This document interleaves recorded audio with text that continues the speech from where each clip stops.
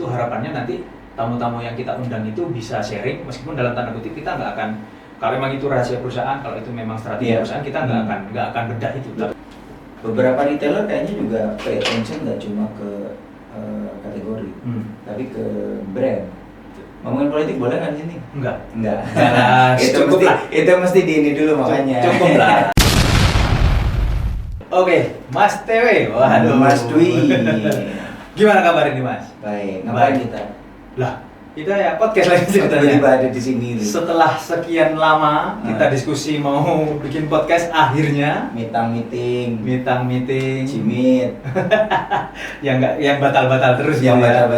So, kita podcast 23. Nah, ini apa ceritanya nih, Mas? Podcast kita ini, Mas. Ceritanya sih macam-macam lah. Kita kan baru ketemu setahun lalu lah ya. Ya, kurang di lebih. salah satu acara gitu. Terus kita kok mikir-mikir kayaknya komunitasnya orang sales segala macam banyak, tapi masih ya kia-kia offline segala macam. Sementara kalau kita punya platform, punya media, ya podcast misalnya, mungkin kita bisa tarik orang, kita bisa sharing sedikit gitu. Jadi apa ya? Jadi kayak wadahnya teman-teman FMCG atau profesional gitu kan? Betul. Kita udah ada di jalan yang benar atau kita? Ya meskipun tersesat di jalan yang benar. Oke, jadi kalau kita ngomongin podcast 23 ini kedepannya ini sebenarnya siapa sih yang harus dengerin, Mas? Yang harus dengerin? Ya yang pasti anak-anak sales harus, anak-anak trade marketing pasti, praktisi lah, terutama praktisi. Terus yang paling harus dengerin juga ya yang baru mau mulai belajar masuk ke dunia sales marketing. Kita nggak ngajarin, kita lebih cerita aja apa yang pernah kita alami, pernah kita lalui, mungkin bisa lebih bermanfaat gitu. Karena kalau zamannya kita dulu kan kita nggak ada tempat belajar. Kita iya. Nah, sampai lulusan apa dulu? Rahasia. Pasti lulusannya nggak nyambung. Pertanian saya. Pertanian. Salaman dulu. Kelautan. Sekarang jadi trade marketing. Akan semua orang akan kembali menjadi sales gitu ya. Betul. Tapi kan kita nggak akan cuma bahas sales marketing. Oh enggak. Jadi di dunia FMCG atau di profesional itu mau supply chain, mau finance, mau pasti. HR apa semua. Commerce function lah. Oh gitu. Commercial function. Betul. Oke.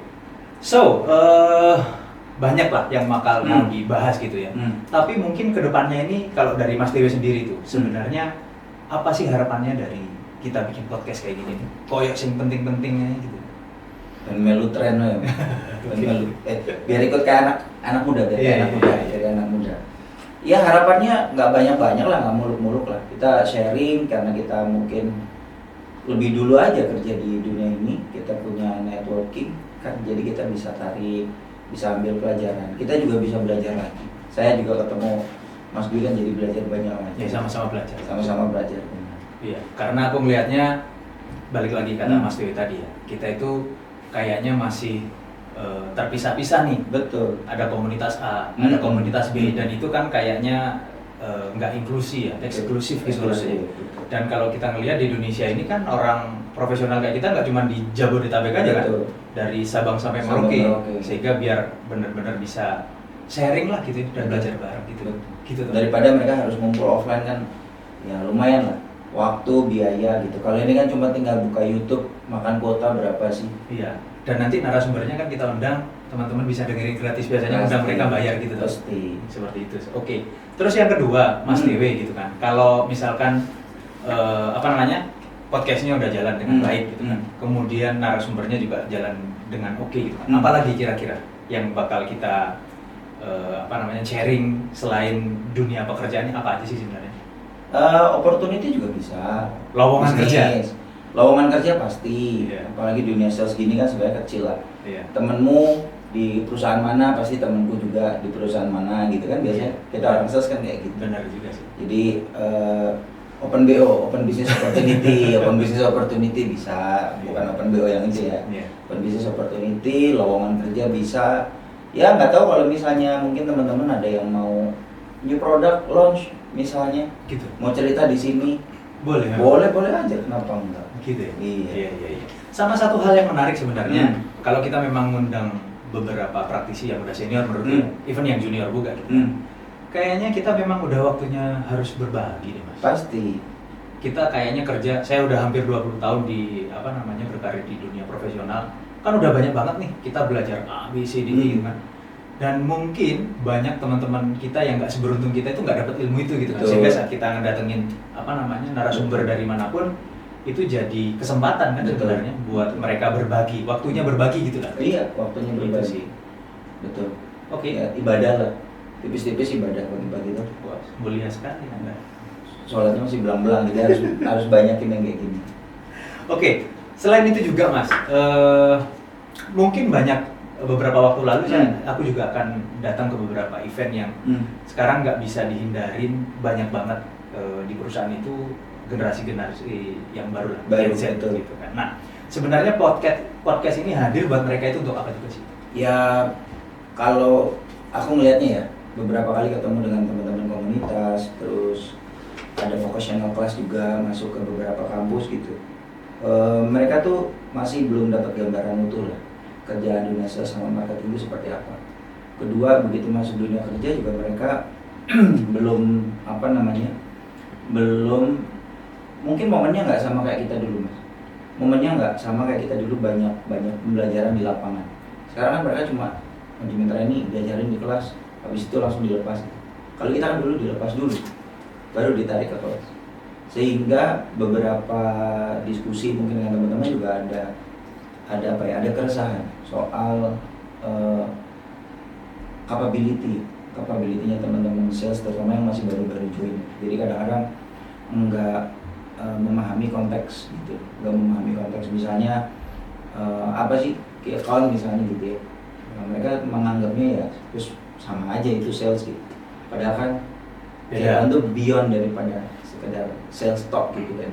Iya. Tapi kalau bilang apakah sales modern trade sama GT beda, in prinsip kan sebenarnya sama aja.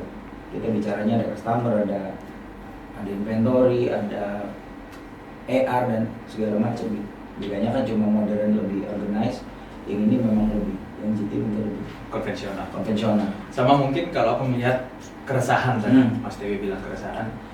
Yang aku lihat sekarang itu anak-anak muda, saya udah muda juga. Ini kayak orang balapan buat cepet-cepetan sukses.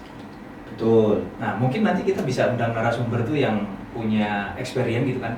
Gimana supaya karir kita itu ya kunci bagaimana karir kita bisa moncer gitu kan. Nggak harus cepat gitu kan, moncer dan memang benar-benar bermanfaat gitu kan. Iya. Kayak Mas Dwi kan, karirnya moncer gitu kan. Amin. Amin dong. Amin dong. Amin gitu. Oke, gantian sekarang. Sampean mau nanya apa? Aku nggak mau nanya apa-apa, aku cuma mesti tanya dulu. Apa itu? Kita kan baru kenal setahun sebenarnya. Bisa-bisanya jeblos di sales itu gimana dulu ceritanya? Jujur nggak ada pilihan. Zamanku. Jadi aku kuliahnya di Bali Mas, sarjana pertanian 2005-2006. Kampusnya ini, kampusnya yang disuruh berhenti itu. Mas, nggak usah dibahas. Udah ya nak? Udah ya nak. Jadi waktu itu aku sebenarnya udah kerja dan itu pun nggak di dunia pertanian, cuman waktu itu udah nikah, ada tuntutan Oh, nikah dulu. Ya, nikah dulu waktu itu. Nggak pas waktu selesai nikah kerja dan ada tuntutan kebutuhan yang lebih besar dan aku melihat di perusahaanku yang pertama itu katanya waktu itu gajinya besar dan memang iya di level sales gede, makanya ya udah nyemplung aja dan sampai sekarang sales terus. Gitu. Kalau sampai? Saya tersesat di jalan yang benar.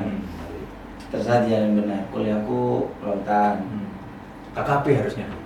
Ikut Bu Susi. Iya, ikut Bu Susi harusnya. Tenggelamkan. Sekarang urusannya tenggelamkan. Customernya tenggelamkan. Ya dulu lulus kelautan, terus sebenarnya awalnya masuk ke dunia retail. Pertamanya masuk ke dunia retail dulu. Tapi kalau ingat sejarahnya ini aku pernah tulis di LinkedIn juga, sebenarnya salah satu alasannya aku masuk ke dunia sales atau marketing itu nggak pengen kerja di laut aja. Karena di 2001 ya, 2000-an awal itu hampir tenggelam di laut. Praktek, ngerasain 3 jam terombang ambing nggak jelas gitu kan di tengah laut di di selatan Lewat India ya berarti ya. Ngapain Mas Dila kok tiba-tiba di tengah? Praktek. Kita lagi praktek, terus ya ada kendala lah, kapal ada kendala, badai segala macem. 3 jam out of nowhere lah gitu, terus nyampe kayaknya saya nggak cocok nih. Mentalnya kena langsung. Udah, terus ya udah masuk ke dunia sales, pertama retail, terus masuk sempet ke marketing. Sebenarnya aku pertamanya pegang brand tapi kok kayaknya lebih enak di trade marketing. Makanya ya sampai sekarang mungkin 75% karirku di trade marketing, beberapa kali di sales sama di awal-awal di brand. Ya, ini ada yang menarik sebenarnya. Retail baru sekarang ke prinsipal.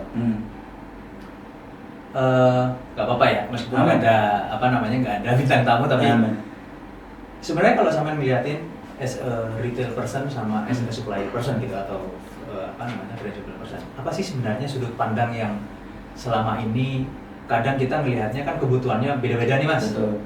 Sebagai retailer butuhnya apa, sebagai supplier butuhnya apa gitu kan. Apa sih sebenarnya hal yang mungkin sampean yang punya experience di dua point of view itu yang bisa sampean sharing gitu? Ya disclaimer tapi ya, Yeah. di retailnya juga nggak terlalu lama. Total di dua perusahaan itu mungkin hanya sekitar 2,5 tahun. Satu fungsinya lebih ke CRM, satu fungsinya lebih ke operation. Tapi kalau konteksnya, prinsipnya gitu kan, yang penting sih cuan sih ya. Retail. Ya sama-sama yang penting cuan. Supplier juga dong. Supplier juga.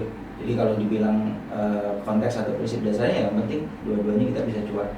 Memang pada saat ngitungin cuan kan masing-masing punya hitungan masing-masing. Punya kalkulatornya sendiri-sendiri. Itu yang aku begitu belajar masuk ke trade marketing, terutama di sisi prinsipal, mindsetnya jadi berbeda nih. Oh ternyata kita harus punya planning, kita harus punya gross profit yang cukup untuk bisa barang itu nggak cuma naruh di rak, tapi kan harus hidup gitu. Kan kita ngomongnya sustain ya. Tapi itu dulu. Kalau sekarang kan yang penting FOMO, karena konsumennya cepat gitu. Itu kalau dulu kan memang kita naruh itu ROI-nya berapa, ini berapa segala macam. Nah, kalau sekarang itu nggak penting. Penting, tapi karena cycle produknya lebih cepat, itu jadi lebih challenging sih. Gitu. Jadi kalau ngomongin dua sisi ya intinya mesti sama-sama cuan. Sama-sama cuan. Yang membedakan adalah cuan dari sisi apa. Ini nggak usah ngomong perusahaannya ya. Jadi yang datang ke sini juga nggak mewakili perusahaan soalnya kan. Enggak. Cuan. Kalau di modern trade ya, kalau di modern trade retail ya pasti dari penjualan. Basic prinsipalnya sama sih sebenarnya. Mungkin malah Mas Dwi yang lebih ini karena lebih banyak di Kekon ya. Kalau aku karena lebih banyak di trade marketing, ngelihatnya ya lebih overall aja gitu. Nggak cuma account by account gitu. Karena lebih melihatnya kan total GT sama MT gitu. Iya. Kalau di retail itu kan tidak memihak kepada brand biasanya. Betul. Tapi kalau di kita sebagai prinsipal kan kita harus memenangkan brand kita. Betul. Mungkin sudut pandang itu yang berbeda. Iya. Jadi kalau mereka yang penting cuan, mau brandnya apa aja yang penting toko cuan gitu. Ya, ada lagi juga mungkin mereka concernnya lebih ke kategori juga ada. Yang penting kategorinya Grow. Gitu. Brandnya apa mereka nggak terlalu ini. Tapi belakangan beberapa retailer kayaknya juga pay attention nggak cuma ke kategori, tapi ke brand. Karena ngelihat, terutama kan karena sekarang pasarnya udah kepecah ya, ada offline ada online gitu. Jadi begitu mereka melihat kategori yang naik di online dan drivernya adalah salah satu brand itu, mereka willing untuk segera narik ke offline. Oh, jadi udah mulai ada pergeseran kalau menurut sampean? Iya. Di kategori tertentu? Di kategori tertentu ya. Jadi kalau ada brand yang benar-benar viral di online, itu si toko ini atau retail ini akan nyari siapa nih gitu ya? Oh gitu. Oke, kalau dulu kan yang aku tahu, yang penting aku misalkan MD atau bayarnya kategori A, ya apapun brandnya yang penting kategoriku growth gitu. Oh itu sekarang udah mulai ini ya? Ya ada perubahan sedikit lah. Ada perubahan sedikit untuk kategori tertentu ya. Oke. Ada lagi apa yang mau sampean tanyain? Aku banyak nanya saya.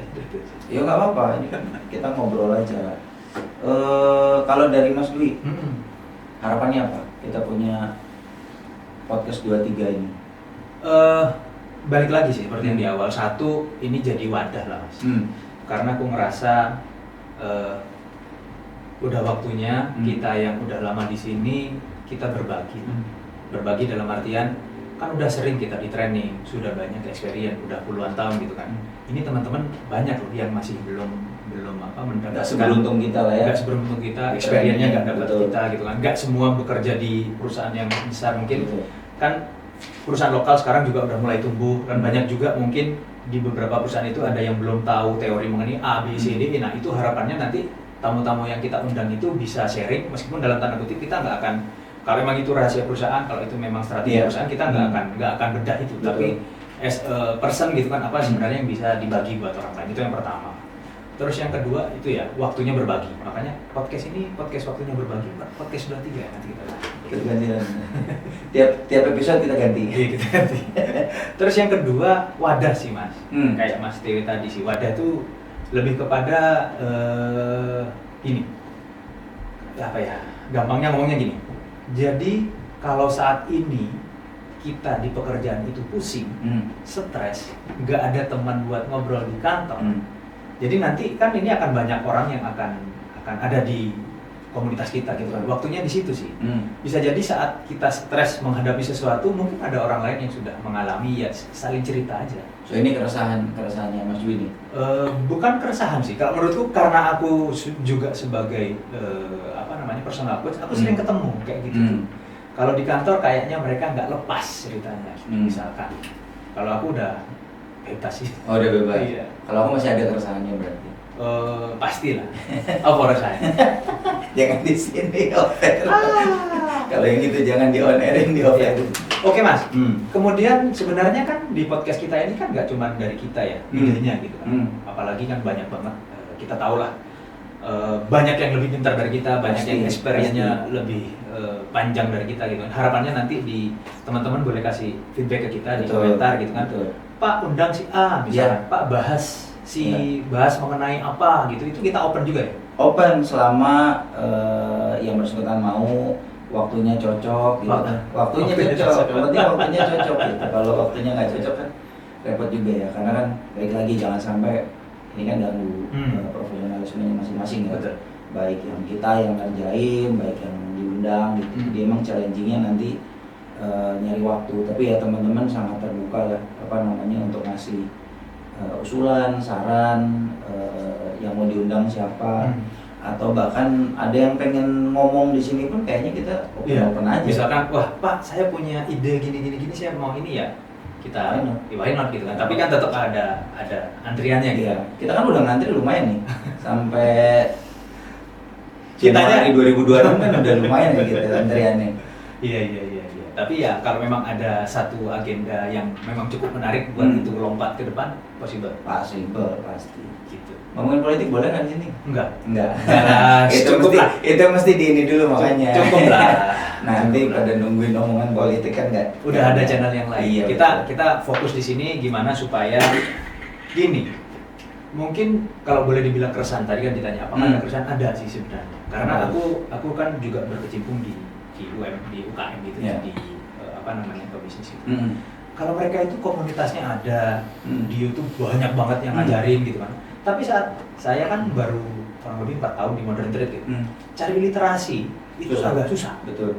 Nah, saya juga what if misalkan kita nih yang sebenarnya ilmunya udah ada, sharing aja gitu. Ya. Nggak harus monetize juga gitu kan. Iya, ada beberapa hal yang itu cukup common buat kita kasih tahu, dan banyak juga loh yang belum tahu gitu kan. Benar. Jadi dulu aku pernah diajarin sama salah satu mentor tuh Mas, namanya Kang Afif di Bandung. Jadi orang punya capability, orang punya ilmu itu skillnya 1-10 gitu misalkan. Nah saya mungkin sekarang ngomongin modern trade ilmunya baru 4 gitu misalkan. Berarti ada orang yang ilmunya 1, 2, 3 yang belum pernah tahu, dan aku ngomong gitu. Jangan nganggep meskipun ilmunya baru 3 atau baru 4 nggak bisa di-sharing. Kalau menurutku tetap di-sharing aja. Betul. Tetap di-sharing karena masih ada yang level 1 loh. Setuju. Gitu sih. Makanya ini ada itu salah satunya ya kayak gitu sih. Yang punya ilmu sharing aja. Iya. Jangan nggak pede, nanti ada yang dengerin nggak ya? Pasti ada. Karena gini Mas, di beberapa forum ya atau pertemuan di teman-teman UKM gitu, aku jalan di situ juga. Even ngomongin apa itu RTM, bedanya dengan GTM itu kan basic ya. Betul. Itu banyak yang nggak tahu. Betul. Nah itu yang mungkin salah satu akan kita bahas. Kemudian banyak lah.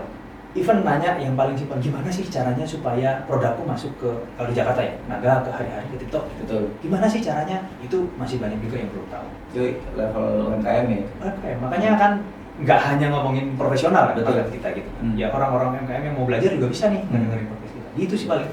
Ya termasuk kalau dinas UMKM mau ikut support juga bisa. Nggak berharap banyak sih. Udahlah kita aja. Nggak usah ya, Iya. nggak usah berharap banyak. Ya kalau mau silakan. Nah, kita open aja. Kita open. Yang penting nggak banyak aturan. Iya.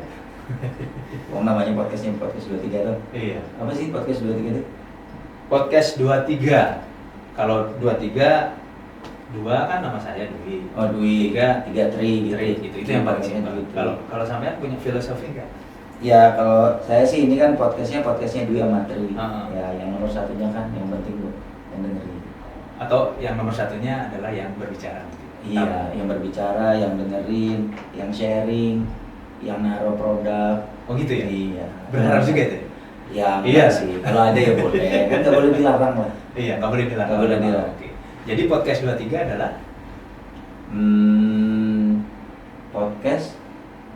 Podcast apa ya? Kalau dari sampean podcast 23 nomor satunya adalah Anda. Itu aja dulu. gitu. Iya, si Podcast 23 nomor satunya adalah Anda. Andanya siapa aja ya? siapa aja. Oke. Bisa tamunya, bisa audiensnya, bisa yang tukang komennya. Semua, termasuk yang komen juga nomor Iya, nomor nomor satu. satu. Iya. Pokoknya nomor satunya adalah selain kita. Selain ya? kita. Oke. Jadi kita menomor satukan. Nomor satu. Ya, Oke. tapi tetap kalah sama kecap. Ya, semua kecap nomor satu. Semua kecap. Oke. Podcast 23 nomor satunya Anda. Ya. Oke, thank you Mas Thank Dewi. you. Nanti kita ketemu Ya. lagi. Selamat sore. Sore.